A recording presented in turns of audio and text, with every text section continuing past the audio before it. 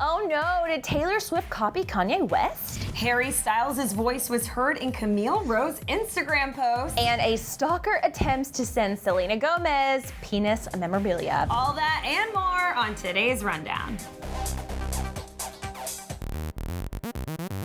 It's official, Kim and Kanye are pregnant, and we have a lot of new updates on the pregnancy news coming at you later. But first, we need to talk about the fact that Harry Styles' voice is in Camille Rowe's Instagram post, and all hell is breaking loose. So it's been a little over a month since news broke of Harry's new romance with Camille, and as famous as Harry is, the two have surprisingly been able to keep their relationship on the down low. Well, that is until now. While Harry and Camille weren't necessarily seen together, some of the biggest Harry stans are convinced that they heard Harry's very distinct voice in one of Camille's recent Instagram stories. If you listen closely, you can hear a man with some sort of accent saying they were talking about, "What are you doing?" Check it out.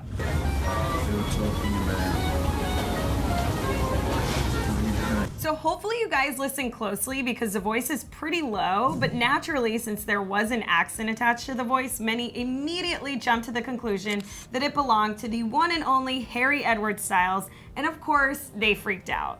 One fan took to Twitter to share their unhappiness by tweeting, "I'm gonna cry," with a gif of Harry wiping a tear from his eye. Others tweeted their disgust with simple, "ugh" and "no." Another took the opportunity to bash Camille and call her an attention seeker by writing, quote, "It literally shows that she is an attention seeker. She's using his fame to get recognition. Poor Harry."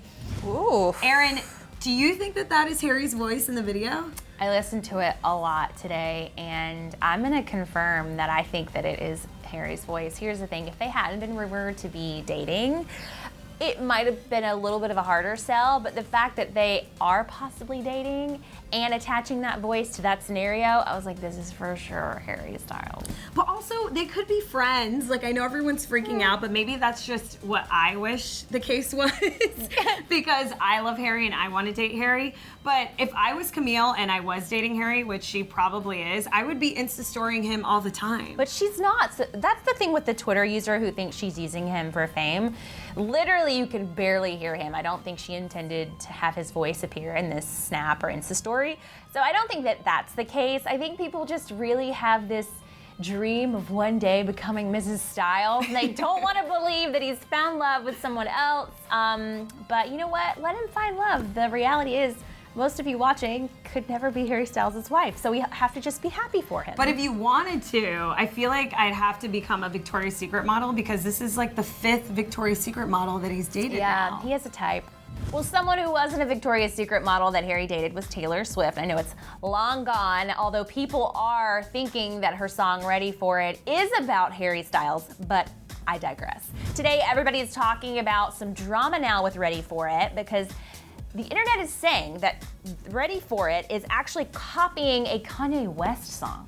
So the parallel is being drawn between Ready For It and Kanye's 2013 album Yeezus, in particular Kanye's song On Sight.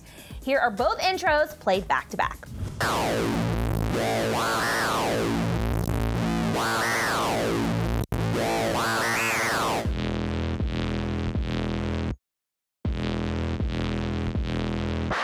One writer at The Ringer said that the style of this song replicates Kanye's, quote, manufactured percussion that defined that album.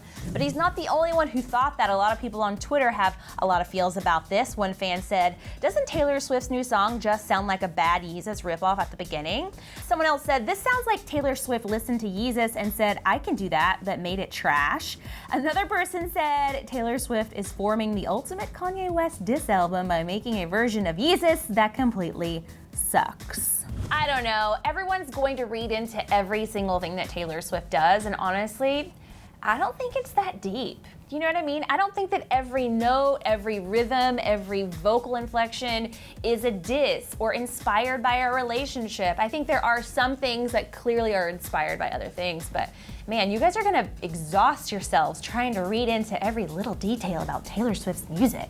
Speaking of Kanye, Erin, Okay. It is official that Kim and Kanye have baby number 3 on the way because their surrogate is pregnant. TMZ reported the story that Kim and Kanye hired a surrogate because she has a medical condition, placenta accreta. That became extremely serious during her second pregnancy, and it could become life-threatening if she tried to carry another baby to term. Kim and Kanye went to a surrogate agency and paid $45K for the surrogate, who's prohibited from smoking, drinking, or doing drugs during the pregnancy. Also, no hot tubs, hair dye, and raw fish. So I think we've all heard this already, that she got a surrogate. We all knew that the baby was due in January, but it is official today that the surrogate is actually pregnant. Because I saw this morning, and I was like, is this new news? Yeah, I think the date actually is new because we knew that they had hired a surrogate. We knew that they were going to pay this much money, which, by the way, is not a lot of money. All things compared, like if you're Kim Kardashian and you want to have someone carry your child, I'd be paying like $500,000 to make sure everything is perfect for my surrogate. Anyway, yeah, $45,000 doesn't sound like that much. No. So anyway, we knew all of that, but we didn't know for sure if the pregnancy had stuck or when the due date was. So January it is. So obviously Kim and Kanye are so over the moon and happy and joyed by the news, but there's one family member in particular that isn't celebrating with Kim today, and that is Caitlyn Jenner. So it's been a minute since we've heard from Caitlyn Jenner, but today she's back in full force with a new interview on Good Morning Britain. Caitlyn has spoken out on her current relationship with Kris Jenner, Kim Kardashian West, and the rest of the Kardashian family, and listen to what she had to say. Kim, I love Kim. She's a great person. I have such respect for her as a mother, as a business person. But like Kris, I mean, she is, very opinionated. Ouch. Caitlyn admits that she hasn't spoken to Kris Jenner since her memoir dropped, which we can't say we're surprised about, but Kim Kardashian seems to be standing with her mom here and is still not ready to let Caitlyn back into her life. While Caitlyn admits she hasn't talked to Kim nor Kris, it's her relationship with Kim that she misses the most. Caitlyn goes on to say that she loves how opinionated Kim is, and the situation is unfortunate because Kim was the first one in the family that Caitlyn talked to about her issue. Kim came to Caitlyn asking what was going on with all the tabloid rumors, and Caitlyn came to her house and told her everything. But now Caitlyn feels as though she has lost one of her children. Now, I think it's kind of interesting that Caitlyn decided to come out with this interview today on the same day that Kim and Kanye are celebrating baby number 3 officially on the way.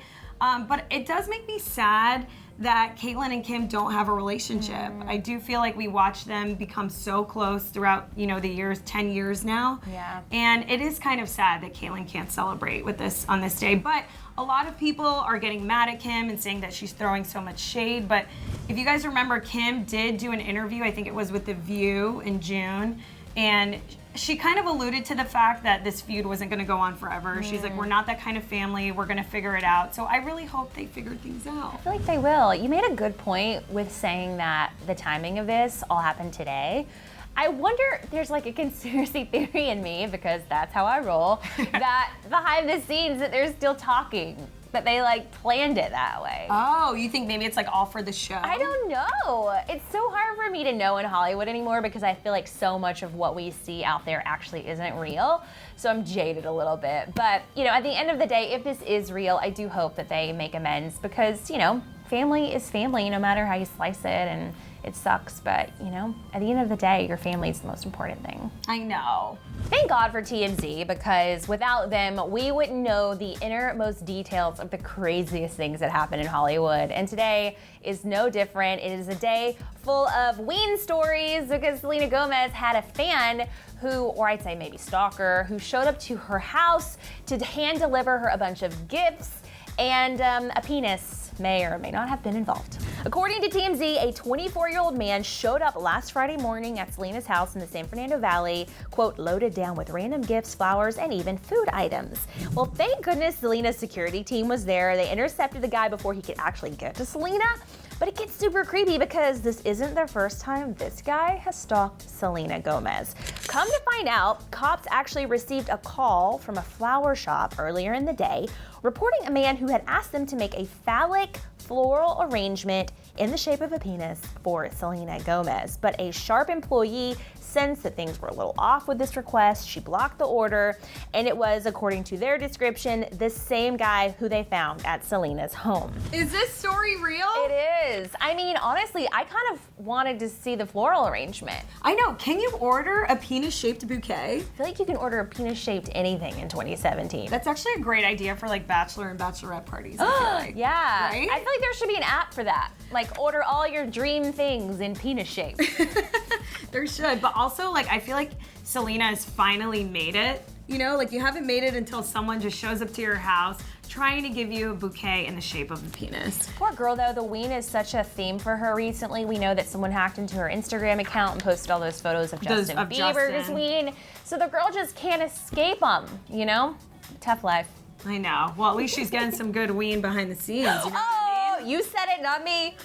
So do you guys think that Taylor's song is actually ripping off Kanye's song? I don't think so. And do you think that that was Harry Styles' voice in Camille's Insta story? We want to know what you guys think. Comment below and tell us. Because I think it was his voice. You do. But I don't want it to be. At least you're not living in denial. Yeah, Okay. I really don't want it to be, though. All right, guys. Weigh in the comments. Thanks for watching, and we'll be back here tomorrow. Bye. Bye. Is Taylor Swift's Ready for It about Harry Styles? We have the evidence on the left. Or click right to learn about Zendaya being cheated on by an ex. So sad.